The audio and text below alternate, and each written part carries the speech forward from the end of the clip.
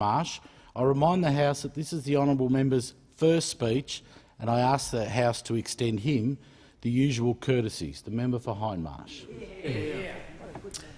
Deputy Speaker, as I deliver my maiden speech to the chamber, I wish to thank the people in the electorate of Hindmarsh for placing their trust in me to represent them.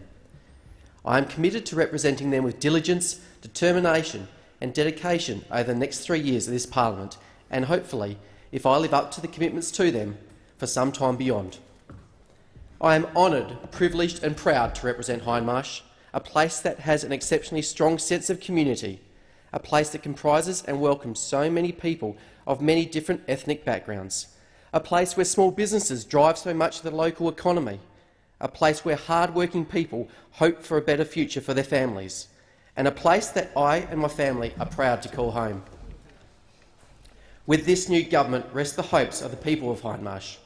On September 7, they voted for change for themselves and for Australia. I believe we have a collective vision and focus on long-term strategies. I want to ensure that Hindmarsh and Australia will be even better places for our children and their children. In my new role, I aim to deliver the best results to make their hopes a reality. As the member for Hindmarsh, I will listen to my electorate and represent my constituents to the best of my ability to ensure their full participation in the parliamentary process. I want to acknowledge the work of the previous member for Hindmarsh, Steve Georgianis, and before him, Chris Gallis, the last and until now only Liberal member for Hindmarsh. I hope I am able to make a lasting contribution to our local community, just as she did. Hindmarsh is nestled between the City of Adelaide and the sea. With Adelaide Airport at its centre, Hindmarsh is the first place that most visitors to Adelaide experience. Hindmarsh was named after Rear Admiral Sir John Hindmarsh, a naval officer who was the first Governor of South Australia. It has great natural beauty, kilometres of white sandy beaches with dunes and waterways, including the River Torrens. Beautiful parks and gardens, quality sporting facilities and items of outstanding heritage cover the electorate. A great number of seniors, service and social organisations make Hindmarsh a far richer and more supportive community. As one example, my young children, Sasha and Joshua, are currently benefiting from the guidance the West Beach Surf Club provides. Our vibrant multicultural community is an integral part of our society, from the migrants who left war-torn Europe after World War II, particularly Greece and Italy, to those from Asia and more recently Africa. Migrants provide Hindmarsh with an almost unrivalled richness of cultures and experiences, and they will continue to have a significant impact in our community. Having lived and worked in Europe, I value the lessons I have learned from different cultures, values and perspectives. As a 17-year-old, I was lucky enough to live under the guidance of 3 very special Rotarian host families in Dusseldorf, Germany, the Müller-Stühlers, Meizigs and Michaelis, who all taught me so much in such a small space of time. The independence and confidence the host families fostered in me has held me in good stead and helped me develop into the person I am today. The people of Hindmarsh have dreams and aspirations that I share, to give future generations an even better life than we have. We must leave a legacy for those who come after us, to provide them with the opportunity to be rewarded for their hard work and achievements. Demographically, Hindmarsh is one of the oldest electorates in Australia. As we know, senior Australians continue to play an important role in our community and families. After a lifetime of work and effort, they deserve support and quality service delivery. Consideration of the health and aged care interface and innovative solutions will be required to address the challenges of aged care.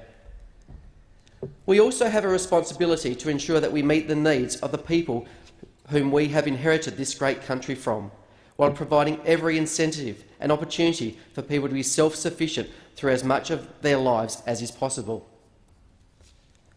Future reforms must continually seek improvements in our tax system to best reflect the constant changes in our economy and social infrastructure needs.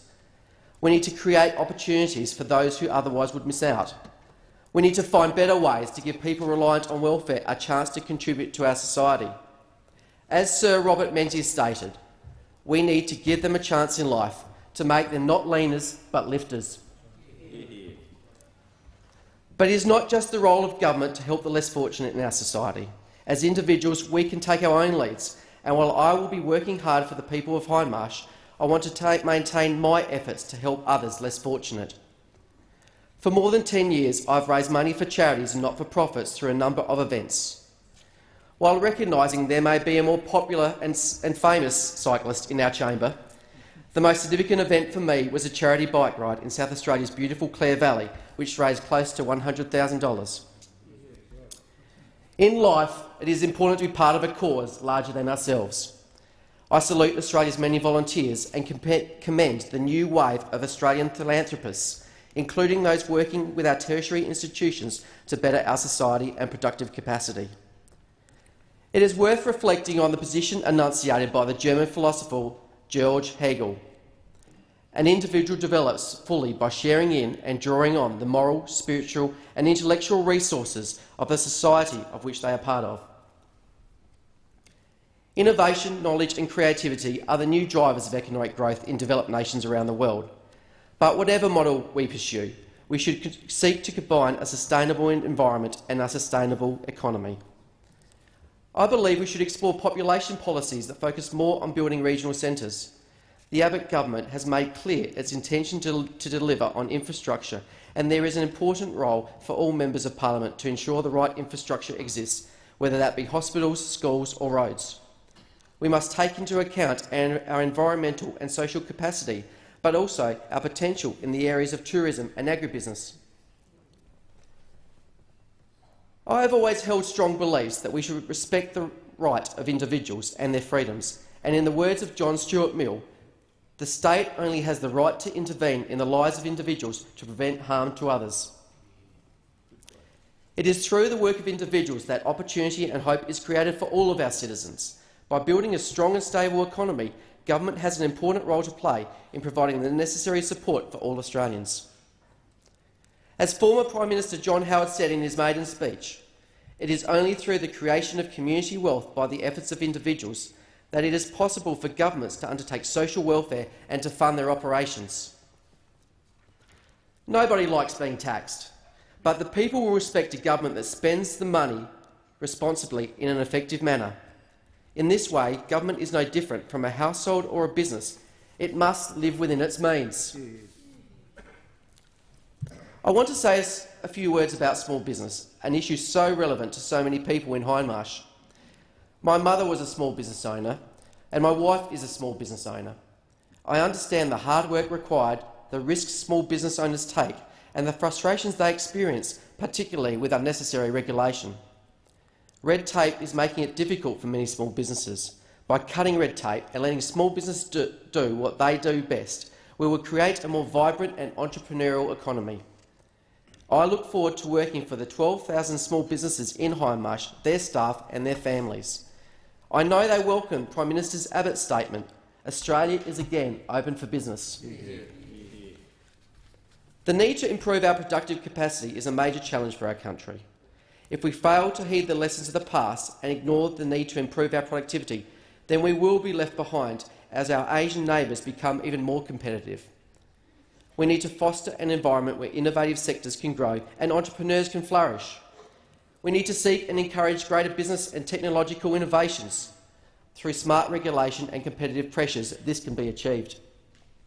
But it will only be possible through the coming together of business and industry leaders and policy makers. Many of our companies are facing challenging times with higher costs, an uncertain economic future and competition from overseas. Less taxes and regulation will provide some relief, but I think it is worth asking ourselves as consumers, what can we do? One thing we can do is to promote the best Australia has to offer. I know from personal experience that South Australian-made Rossi boots, or R.M. Williams boots, which I'm wearing today, are superior in quality to those made overseas, and importantly, they are value for money. I am also certain that the members of this chamber are no different to the rest of Australia in recognising how good Cooper's beer really is. You betcha. It's good stuff. It's made by the largest Australian-owned beer company, not to mention our world-renowned Australian-made wines. Wines from the McLaren Vale, the Clare Valley, the Barossa and the Coonawarra amongst our best. While we struggle with the competitive and strategic challenges facing some of our major businesses in South Australia, we should recognise the likes of Santos, Beach Energy and ASC have strong futures in the energy and defence sectors. Our mining and resource opportunities are significant, and we will benefit from the removal of regressive taxes to help promote more investment. Indeed, from the small to the largest companies in Australia, there are so many businesses that reflect the strength of Australian innovation and creativity. If every Australian purchased more Australian-made goods, it would help our companies, provide local jobs and incomes for families. We have a choice. We have the opportunity. We have the quality goods and services. At the end of the day, it is up to us to drive the future, as the future is in our hands. As stated earlier, I believe in hope. I'm an optimist, believing that no matter someone's start in life, we should afford them every opportunity to succeed. That's why education is an area very close to my heart, and one in which I want to contribute during my time in the National Parliament. My father is one of those many hard-working and committed teachers. To improve the quality of our students and their learnings, things must change. Funding is always important, and naturally there are instances when more is required. But it is not all about money. Reform should be undertaken to ensure more accountability in the quality of teaching. We should introduce more programs to better cater to the needs of gifted pupils and place more emphasis on early childhood development, given how important the first 5 years are to a child's life. And principals should have the ability to manage their schools the way they need to. I will work tirelessly to support our Minister and Education agenda.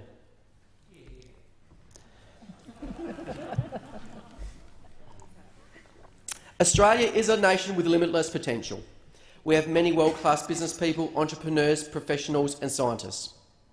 In my door-knocking to win the seat of Hindmarsh, I continue to emphasise my drive to give our children the opportunities to work in the new economy of the future, where the internet is a great force of social interaction and commerce in the 21st century, where franchises are popping up in waves around our nation, where we will prosper by the clever use of our knowledge and high-level skills, where our neighbours have more spending power than ever before. Australia must take advantage of the Asian century and the growth of the Asian middle class. Their demand for our food and wine, fibre, energy and resources and education services provides a unique opportunity. The Abbott government's new Colombo plan and the 2030 vision for developing Northern Australia set the right path.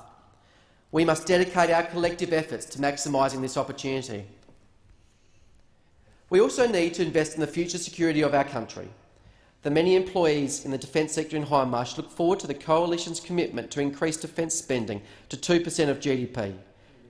Although the phrase is thrown around a lot, there are truly few nation-building projects. The air warfare destroyers and the next generation of submarines are two such examples where Australian workers, South Australian workers, will be part of something special. South Australian industry, workers and families, including those in Hindmarsh, stand to benefit greatly from upgrading South Road into an effective north-south transport corridor. Some of the worst stretches of South Road form the border of my electorate, and I welcome the target set by our new Prime Minister and State Liberal leader Stephen Marshall to see the job done within a decade. To arrive in this place, I've been well supported by many. As Nelson Mandela said, "Your tireless and heroic sacrifices have made it possible for me to be here today." I would like to acknowledge the many people who worked on the Hindmarsh campaign. My campaign team, led brilliantly by Ben, with assistance from Jim, Loretta, Peter, Lou, Alex, Darren, Chelsea and Suzette. The Liberal members, volunteers and the FEC in Hindmarsh, who were expertly led by the President, Jim Burston. I'd like to thank Stephen Marshall and Ian Smith for their time and counsel. My federal colleagues, especially my friend Senator Simon Birmingham, your advice, support and guidance was outstanding. Without you, I would not be here today. Others who joined us in the battle for Hindmarsh and will be alongside me in the years ahead: the member for Sturt, Christopher Pine, member for Mayo, Jamie Briggs, and Senator Sean Edwards. I am grateful to you all. I thank the Prime Minister and his staff, expertly led by Peter Cretland, for the support they were able to provide during the campaign. I know that every time the Prime Minister came into my electorate, there was an infectious enthusiasm that followed him everywhere he went. I look forward to working with the Prime Minister as he becomes Australia's Infrastructure Prime Minister. I'd also like to thank the many members of the then Shadow Ministry for the outstanding support they provided throughout the campaign, including yourself, Madam Speaker. Brian Locklane, Julian Sheasel from the Federal Secretariat and Jeff Green in the South Australian Secretariat ran a great campaign. I'd like to record my thanks to them and their staff.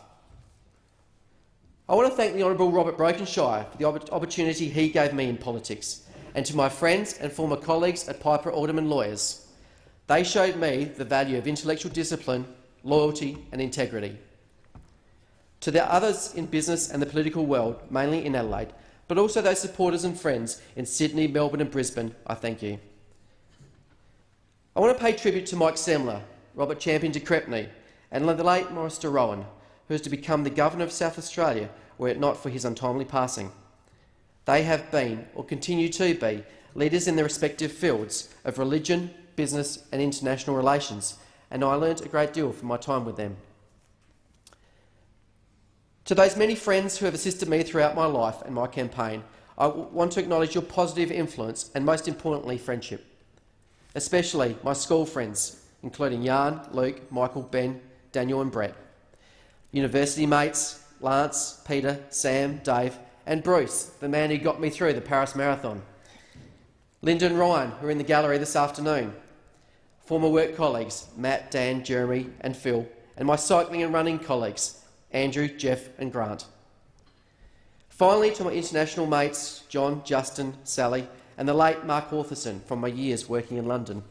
A sincere thank you to you all. To my parents, Philip and Ruth, I'd like to thank you for instilling the values of hard work, discipline and community participation and for providing me with a wonderful start in my life. They worked extremely hard to send my sister and I to a fine school, Emmanuel College at Nova Gardens, and then they provided support for me to attend Flinders and Adelaide universities. I'm eternally grateful for the sacrifice they made to provide an excellent education. Unfortunately, my sister Angela and her family could not be here today, but her support from Singapore will not be forgotten, and I am sure will continue. I am proud of what you have achieved, Ange, and I'm privileged to be your brother. To some relatively new family members in Trevor and Alison, it is wonderful to have your support. 2 other special family members have been able to make it here today. My treasured grandmother, Margaret Schubert, who turns 90 next year, and my godmother and auntie, Helen Meagle. Thank you for your guidance. The Meagle family, like ours, enjoyed many fine years in rural Australia. As a young boy living in Narracourt in the southeast of South Australia, my family was heavily involved in the local tennis club, and it was here where I first saw the value of a good local community. I hold dear many good friends from those early years, 2 of whom are here, Janelle and Graham Thompson. Narracourt is in the electorate of Barker, who also have a new local member, my South Australian federal colleague, Tony Passon, whom I trust will be a fine member like those before him, including the former member for Barker, James Porter. James provided fine counsel to me in recent years. My greatest thank you is to my wife Leanne, for encouraging me when required, for questioning me when needed, and for bringing our 2 wonderful children, Sasha and Joshua, into this world. Leanne, you have done so much to help me, and I could not have done it without you. Please keep questioning me and testing me, as this journey is one that I will be taking with you together. And let me not forget the words of the former Prime Minister to try and phone home twice a day. I have no doubt that the road ahead will be at times bumpy. I thank my staff who have assisted me in these early days and will be crucial to fulfilling my determination to deliver the best possible representation for the people of Hindmarsh. As I start the journey as a member of Federal Parliament, I know it will be important to work with colleagues to deliver change. Hence, I want to acknowledge all new members in the class of 2013. We all come to this great institution with the right motives, no matter how different our approaches may be. I look forward to sharing this journey with all members of the 44th Parliament in making our nation better so we can make a positive contribution to the future for all Australians. I'd like to reflect on the words of Robert F. Kennedy. Each time a man stands up for an ideal, or acts to improve the lot of others, or strikes out against injustice, he sends forth a tiny ripple of hope. I will act to improve the well-being of the community and the people of Hindmarsh to deliver a better society where hopes and aspirations are part of the reality and their future. I am proud to be here and foremost to serve them. Thank you, Madam Speaker.